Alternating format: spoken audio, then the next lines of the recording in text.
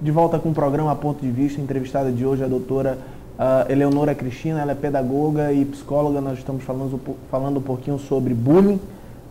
Doutora, terminamos o bloco passado falando sobre a pessoa que está do lado de fora, o observador, que muitas vezes acaba participando do bullying de maneira ativamente. Dou como exemplo aquela criança que fica vendo a briga e fica incitando a violência, dizendo bate, chuta, esmurra, pisa. Isso é muito comum nas escolas. Como é que a senhora tem feito algum estudo verificando o comportamento posterior desses observadores? A senhora falou no bloco passado que cada vez mais traumas estão sendo desenvolvidos por esses observadores. Sim, como eu te falei anteriormente, Rodrigo, o que acontece com os espectadores? Eles cresce cada vez mais o sentimento de que ele pode ser a próxima vítima. Na realidade, alguns até gostariam... Até são, né? Sim.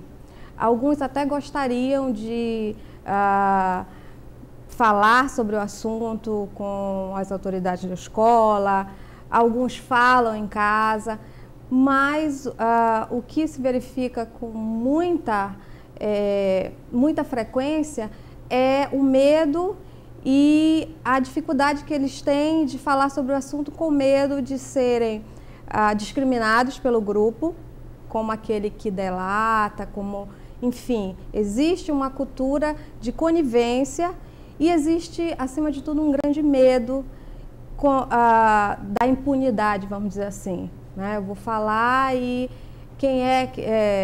não se vai fazer nada, etc. Mas, assim, internamente, o sofrimento psíquico desenvolvido, presente nessa ansiedade e em verificar que pode ser a próxima vítima é muito grande. E, psicologicamente, isso é danoso, causando até uma fobia escolar, um medo de ir para a escola. Eu não vou para aquela escola porque eu presenciei algumas atitudes com outros colegas, e, enfim, uma série de coisas. E a gente vai... a gente vai falar um pouquinho mais sobre isso, essa parte de evasão escolar. Eu ministrei algumas palestras e no IBA, fui em vários colégios de Manaus, IBA, Marta Falcão, Lato Senso, foram vários colégios e verifiquei, algumas diretoras chegaram comigo e disseram: doutor Rodrigo, nós verificamos o seguinte, várias crianças estão começando a ser agredidas, estão deixando de vir para a escola.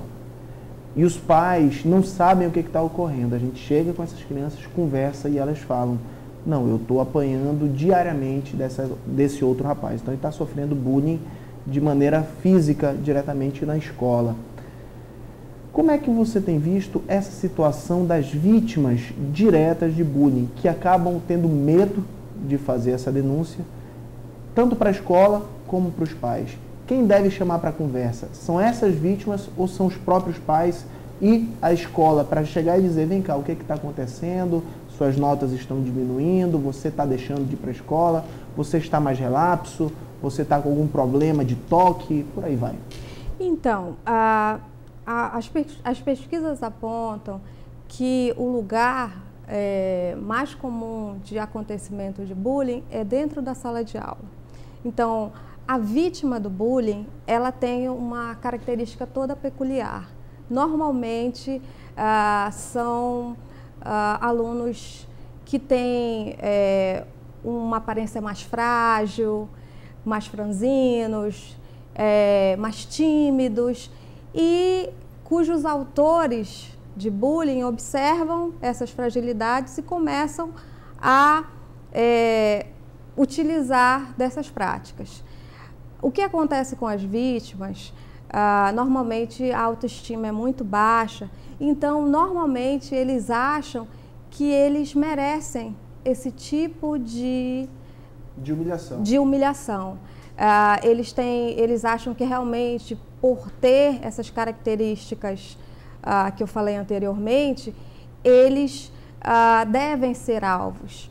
Então, muito dificilmente alguns falam sobre o assunto, o que tem que acontecer é que a escola precisa estar atenta e refinar o seu olhar, principalmente o professor, a equipe técnica da escola, a escola que tem um psicólogo, todas as escolas têm pedagogo, algumas têm psicopedagogo. Então, o professor dentro da sala de aula, ele pode ser um agente de transformação.